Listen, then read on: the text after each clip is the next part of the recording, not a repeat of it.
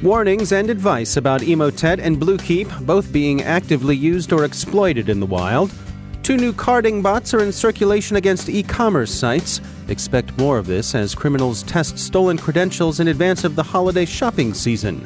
Amazon fixes a security flaw in its Ring doorbell. My conversation with Wired senior writer Andy Greenberg on his new book, Sandworm. And a Long Island company is charged with selling bad Chinese security systems as good Made in the USA articles.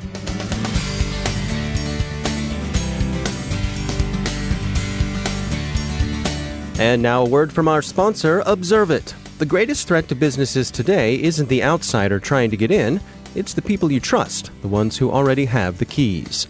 Your employees, contractors, and privileged users. 60% of online attacks are carried out by insiders. To stop these insider threats, you need to see what users are doing before an incident occurs. Observe It enables security teams to detect risky user activity, investigate incidents in minutes, and effectively respond. With Observe It, you know the whole story. Get your free trial at observeit.com/cyberwire. That's observe, the letter I, the letter T.com/cyberwire. And we thank Observe It for sponsoring our show. Funding for this CyberWire podcast is made possible in part by McAfee. Security built by the power of harnessing 1 billion threat sensors from device to cloud. Intelligence that enables you to respond to your environment and insights that empower you to change it. McAfee, the device-to-cloud cybersecurity company. Go to mcafee.com/insights. From the CyberWire studios at Data Tribe, I'm Dave Bittner with your CyberWire summary for Friday, November 8th, 2019. The Australian Signals Directorate is urging enterprises to look to their defenses against Emotet and BlueKeep, which are showing renewed levels of attention by threat actors in the wild. Emotet is the widely deployed malware that emerged in 2017 when a criminal group, TA-542, also known as Mummy Spider, used it as a banking Trojan. It went into temporary eclipse earlier this year, but resurfaced on August 22nd, and by September had resurfaced with a bang as a multi-purpose Trojan. Proofpoint says in its third quarter threat report that Emotet alone accounted for 12% of the malicious email samples they looked over that quarter. It's fallen off a bit this week, but it remains an active threat. And so, the ASD's Australian Cybersecurity Centre and its state and territorial partners is advising everyone to be on the lookout for Emotet. They recommend blocking Microsoft macros from all but the most trusted sources, backing up systems daily, scanning email contents, and segmenting networks. The Australian Cybersecurity Centre, if you're unfamiliar with it, fills a role analogous to the one GCHQ's National Cybersecurity Centre has in the UK and to those filled in the US by the Department of Homeland Security's Cybersecurity and Infrastructure Security Agency and NSA's Cybersecurity Directorate. The other warning ASD issued pertained to BlueKeep, which has given people the willies since the discovery that it's being exploited in the wild. To be sure, it's only been confirmed to have been exploited to spread a cryptojacker, but that's been startling enough for many. The BlueKeep vulnerability affects Microsoft's remote desktop protocol. It's been patched for months, yet as Bleeping Computer points out, the enterprise patching rate for this particular vulnerability is about 83%, a big majority, but on the other hand, surprisingly low. Home users have probably patched at far lower rates and are probably proportionally more vulnerable to exploitation. Microsoft is again reminding people to patch. So why so much fuss over a cryptojacker? Well, for one thing, cryptojacking is an irritant in its own right, a resource hog, and just an untidy mess. But BlueKeep worries people most because it's wormable, and because they remember the widespread and costly damage the WannaCry pandemic wreaked against a sister vulnerability, Eternal Blue.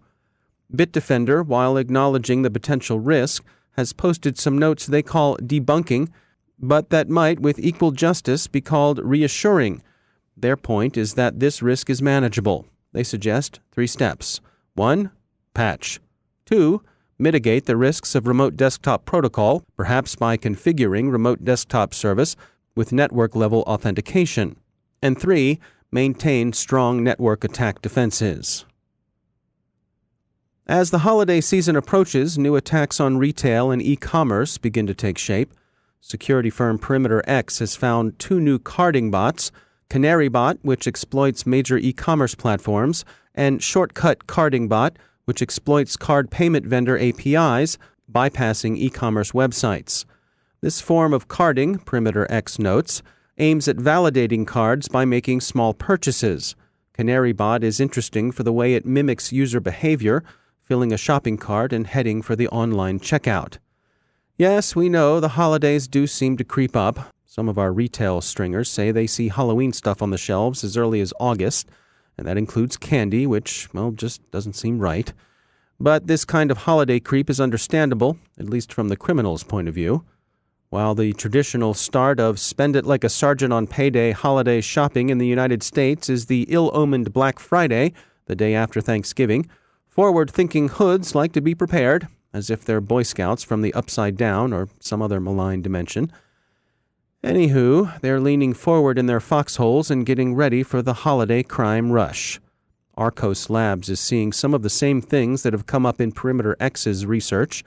Arcos' own third-quarter report shows a 70% increase in bot-driven account registration fraud as the gangs test their stolen credentials in advance of the Christmas rush.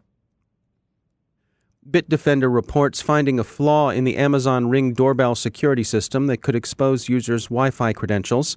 They disclosed it responsibly to Amazon, and Amazon has pushed an automatic security update that fixes the problem. So Ring users should be out of the woods.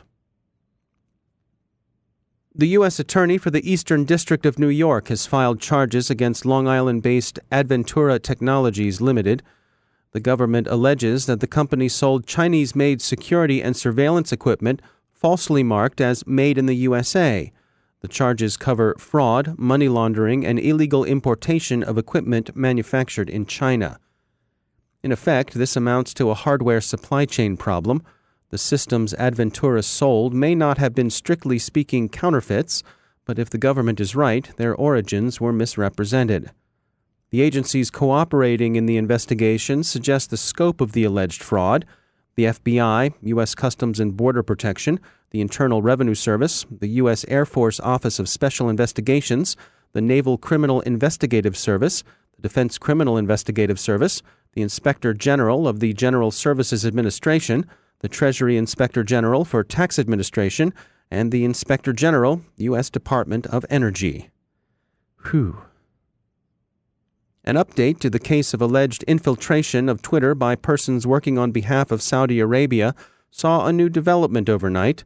One of the men charged, the Telegraph reports, worked at Amazon for 3 years after leaving Twitter. Ahmad Abuamo, the one defendant in custody, moved to Amazon from Twitter in 2015. There's no word on whether he or his alleged confederates were up to anything at Amazon, but Mr. Abuamo's work history suggests the difficulty of detecting malicious insiders. And now a word from our sponsor, ThreatConnect. Designed by analysts but built for the entire team, ThreatConnect's intelligence-driven security operations platform is the only solution available today with intelligence, automation, analytics, and workflows in a single platform. Every day, organizations worldwide use ThreatConnect as the center of their security operations to detect, respond, remediate, and automate. With all of your knowledge in one place, enhanced by intelligence, enriched with analytics, driven by workflows, you'll dramatically improve the effectiveness of every member of the team. Want to learn more? Check out their newest book, SOAR Platforms. Everything you need to know about security, orchestration, automation, and response. The book talks about intelligence-driven orchestration, decreasing time to response and remediation with SOAR, and ends with a checklist for a complete SOAR solution. You can download it at threatconnect.com/cyberwire. That's threatconnect.com/cyberwire. And we thank ThreatConnect for sponsoring our show.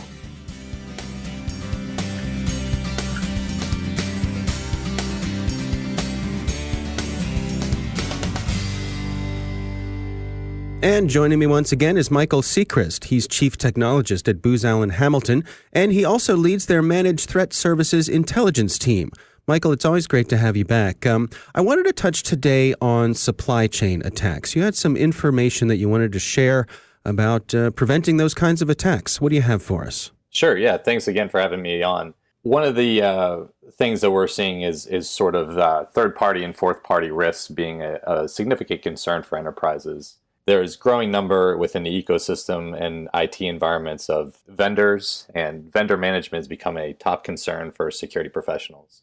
One of the aspects of that falls on is how do you secure your ecosystem when you're dealing with so many significant parties that have access to potentially critical data, critical assets within your enterprise. One of the things we're working on with those clients is to work to profile the client's enterprise and identify sort of where are those critical nodes and links for the enterprise with those vendors and providers. And so we do that by doing sort of baseline profiling, assessments, sort of risk prioritization and mitigation strategies. And we implement those with the clients in order to build up their program awareness and their visibility into their entire ecosystem. How do you recommend that organizations go about sort of dialing in how far down that chain to go? It goes pretty far. I don't think it's the ability to kind of just be reliant on a questionnaire or a survey is going to satisfy concerns or kind of the security risks that are present today. It's going to take actual baseline profiling of, which IP addresses potential vendors are using in order to relay or have some sort of communications with your IT environment. It's going to be the exact sort of software that has to be downloaded, the versions that are being used, how software packages get updated. Those type of details are very important today in order to identify anomalous activity. What are your recommendations for people getting started with this, kind of starting that journey of trying to get a handle on what's going on with their supply chain? Top priority is understanding your critical risks and where your critical data and assets lie. Without knowing that, it's going to be very difficult when you're looking at your vendor ecosystem, so to speak, and identifying which ones or which vendors you want to make sure you have a very strong profiling of. Without that sort of internal linkage, you're going to kind of maybe have to boil the ocean, which is going to drain resources and be kind of inefficient over the long term. All right. Well, Michael Sechrist, thanks for joining us. Thank you very much. And now a word from our sponsor, OpenVPN. OpenVPN Access Server is a flexible VPN solution that secures data communications, from remote access to IoT to networking cloud data centers. While private networks have the security advantage of isolating critical IT services, it can be costly to extend to different sites, devices, and users. Enter OpenVPN Access Server, a full-featured and cost-effective VPN solution. Access Server has an economical licensing model based on the number of concurrent VPN connections, rather than the number of users. OpenVPN Access Server can be deployed on-premises or on the cloud, and allows load balancing, failover, and fine-grained access controls, making it the best solution for small to medium-sized enterprises. You can test drive OpenVPN Access Server for free. It comes with 2 VPN connections. Get started today at openvpn.net/cyberwire. That's openvpn.net/cyberwire. And we thank OpenVPN for sponsoring our show.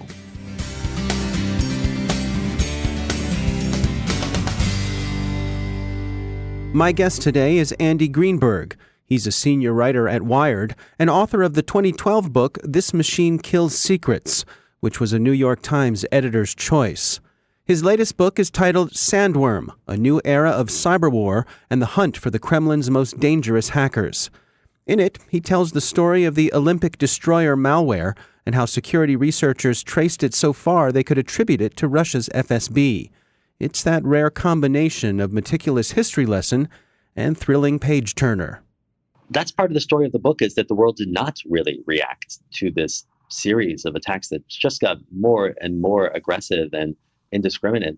The West, including the US, really just watched these attacks unfold in Ukraine and treated it as somebody else's problem. This is Russia's sphere of influence. We've sanctioned them for their illegal war. We don't need to say anything. It seemed to be the attitude about these unprecedented attacks. I mean, you would think that the first time in history that hackers actually turn off the power to civilians, that the US government would want to say something about that. Like, hey, that's a red line that maybe you shouldn't cross. Or, this is a reckless act of indiscriminate aggression against civilians and will not be tolerated no matter who the victim is. Ukraine is not a part of NATO, but nonetheless, it seemed to me that this was the sort of red line that we want to establish in cyber war. And yet nobody said anything, not after the first blackout and nor after the second. It seemed to me that this was what allowed these hackers, Sandworm, to escalate with impunity until they released what became the worst cyber attack in history. Yeah, it's interesting. You mentioned Dragos, and one of the characters throughout your book is Rob Lee, who I've spoken to many times on the CyberWire. And sort of a running theme through the book that Rob shares his frustration with our response, or I suppose you could say our lack of it. Yeah, Rob was one of the kind of Cassandra's, not quite a whistleblower, but some sort of one of the researchers who spotted what was going on early and tried to sound the alarm. I think that John Hultquist at FireEye is another. And then the Ukrainians, of course, were trying to tell the world, too, that something dangerous was happening here.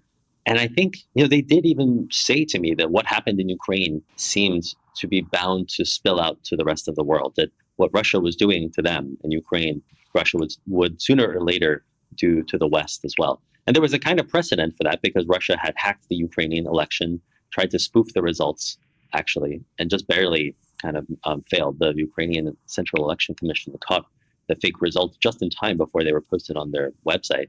And then Russia meddled in the US presidential election. At this point, we were seeing Russia mess with Ukraine's power grid. And the kind of logical conclusion was that maybe they would try that against targets further abroad as well, just as they had kind of tested out election hacking in Ukraine. I initially wrote a story for Wired that kind of made that prediction. It came true far more quickly than I expected in the form of NotPetya. We published this story, the cover story in Wired, that essentially said that what happened to Ukraine should not be ignored because it would eventually spill out to the rest of the world. And the day that it hit newsstands was the day that NotPetya hit, a Russian attack on Ukraine that within hours spilled out to the rest of the world and became the worst, most expensive, devastating cyber attack ever. Well, let's dig into NotPetya. You mentioned earlier that this notion that people were saying that these attacks would spill out into the rest of the world, and that is what happened with NotPetya.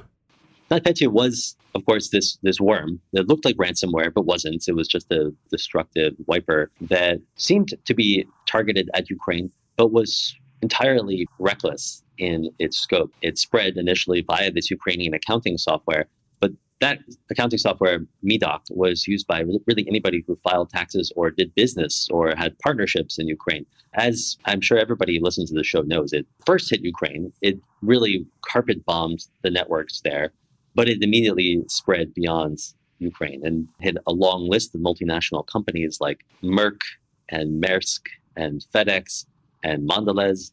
And these are massive multinationals, and in each case, it did hundreds of millions of dollars in damage, kinds of numbers that we'd never seen anywhere before, totaling to $10 billion in total damages, according to a White House assessment, which is more than we'd seen, even in WannaCry the month before. And again, the global reaction in terms of additional sanctions or punishment or any sorts of action against Russia were what? Well, initially nothing. And that was so vexing to not just me, but I had been speaking to people like John Hultquist and Rob Lee, who had been warning about this group and the Ukrainians. Now I felt like I was part of this weird club of Cassandras who were saying, watch out, this group is dangerous and its attacks are escalating and will hit us sooner or later. But then they did hit us in the West. I mean, Merck eventually lost $870 million to NotPetya, and they're in New Jersey. This is an American company. And yet, in the wake of NotPetya, it took 8 months for anyone to call out Russia as the aggressor. That includes all of these companies who were simply totally unwilling to name Russia as the source of this attack that had devastated their balance sheets. I thought I was going crazy. I followed this group for a year at that point. I could understand in this kind of cruel logic why the West would ignore these attacks on Ukraine. You can make this kind of realist argument that that's Ukraine's problem, it's not our problem. But once NotPetya spilled out and it hit all of these Western targets as well, that of course was our problem, and yet nobody was saying anything. The US government didn't say anything until February of 2018, 8 months later. None of the companies said anything. I just couldn't understand this silence around what was starting to become clear to be the biggest cyber attack in history. So what are your conclusions there? I mean, was the silence coordinated? I mean, obviously, President Trump has a peculiar affection for Russian leaders. Was it at all related to that? I never really got to the bottom of why it took so long to attribute NotPetya, because after all, ESET, the Slovakian cybersecurity firm, they found forensic connections between NotPetya and the Black Energy attacks, which they call telebots, but everybody else calls sandworm. Within days of NotPetya, they could kind of show this sort of interlinked series of components used in those early attacks that evolved into NotPetya. It was very clear that this was Russia to me from the beginning. And of course, it's like, who else is going to be targeting Ukraine? I mean, it's confusing because NotPetya spilled out to Russia too. And that, I think, speaks to the fact that the damage done to the West was probably collateral damage, like the damage done to Russia. But it was totally avoidable collateral damage. It would have been easy for NotPetya's creators to filter its infections using the actual tax ID numbers that were available in the MEDOC software that they hijacked. They could have made sure that the attack only hit Ukraine, and they didn't. But yeah, I don't know why the U.S. government was so slow to do this. I think maybe the attribution took a long time. It could be also a factor that nobody wanted to go into the Oval Office and talk to President Trump, of all people, about Russian hacking, that was just a kind of uncomfortable subject, and one that you were not rewarded for bringing up in an intelligence briefing. I ultimately couldn't kind of get the palace intrigue in the White House to understand why it took so long, but eventually I did hear the story from Tom Bossert of the decision to finally call out Russia 8 months later. I don't want to take credit away from the White House for eventually acting and calling out Russia, imposing sanctions.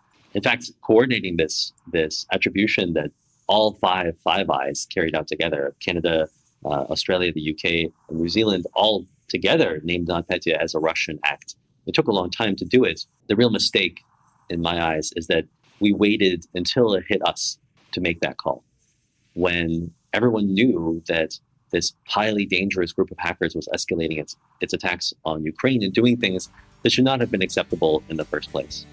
We waited for it to bite us before we took action. That's author Andy Greenberg. We were discussing his book Sandworm, A New Era of Cyber War and the Hunt for the Kremlin's Most Dangerous Hackers. We'll be publishing an extended version of this interview in the next few days. Watch for it in your CyberWire podcast feed. And that's the CyberWire. Thanks to all of our sponsors for making the CyberWire possible, especially our supporting sponsor, Observit, the leading insider threat management platform. Learn more at observit.com. The CyberWire podcast is proudly produced in Maryland out of the startup studios of Data Tribe, where they're co-building the next generation of cybersecurity teams and technology.